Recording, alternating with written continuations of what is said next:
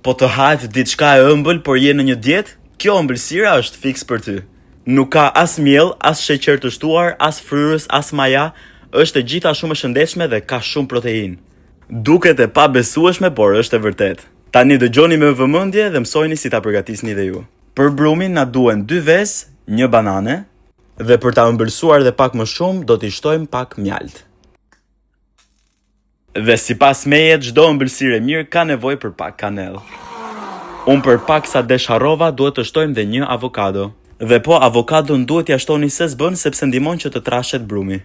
Pasi shtojmë të gjithë avokadon, e përzjejmë dhe një herë.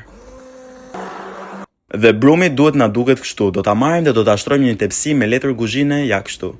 Tani do t'i vendosim që të piqe në furrë në 250 gradë për 10-15 minuta. Që kur isha i vogël, mami më thoshte gjithmonë mos luaj me ushqimin. Dhe që ta bëjmë ëmbëlsirën tonë sa më të mirë dhe sa më të shëndetshme, do përdorim mango dhe fruta të tjera. Ky mango ishte vërtet shumë i mirë. Bravo.